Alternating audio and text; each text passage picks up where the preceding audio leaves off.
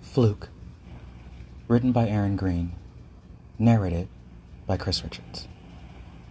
He held the ship, pacing it easily as it rode the frothing waves, wind whipping his wet hair along his scaled back. It slowed down and eventually came to a stop, the small group of sailors not busy with the sails lining along the wooden rail of the sloop, harpoons and spears in their hands. "Wait," he called to the frightened sailors. "We stopped the wind because we only need one of you. Otherwise—" He rose up slightly from the surface of the water and gestured. Around him his kin also rose, slightly, their wet, seaweed hair spreading around their shoulders as they bobbed in the small waves like green and blue bridal veils. The meaning was clear. One or all. After a few moments, one man, fighting against the other sailors for all his worth, was tossed overboard. The winds, stilled by the merman's magic, picked up again, and the ship immediately sped forth, leaving the curses of the wallowing sailor fading behind it. He swam lazily up close to the sailor, now treading water, his clothes clearly slowing him down. "You need not fear," he told the sailor in a gentle voice. "We pick only what the gods give us. The rest are not so lucky." "What do you mean, not so lucky? They threw me overboard."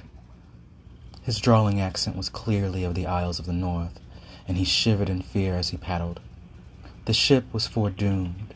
In one day's time, it will be holed by one of the krakens that lives in the currents to the north, and all aboard will be lost. And me?" His voice wavered with both fear and resignation. The merman swam right up to him and grasped his shoulders. "You will change. You will learn to love it. It is nothing to fear. I have been where you have been, years ago. I was once called Kris by the land kin from the east. And now?" The sailor looked deep into the merman's blue-green eyes and suddenly became calmer. "Now, you may call me brother." And he kissed the calm sailor, slowly pulling him beneath the now still surface. The sailor struggled at first, then realized with wonder that he was not drowning. Kris looked at him, smiled, and said, in the light speech of his kind, "Now I will teach you to change." His body elongated even more. The arms shrank into mere flippers. The neck stretched and stretched, and the head grew fierce and beautiful, and the sailor saw that the eyes retained the wisdom that the merman had in his other form. "Come with me," the merman lightly sang. "We shall share of the beauties below." They swam down into the deep, and with no ripple remaining on the surface to show where they had been.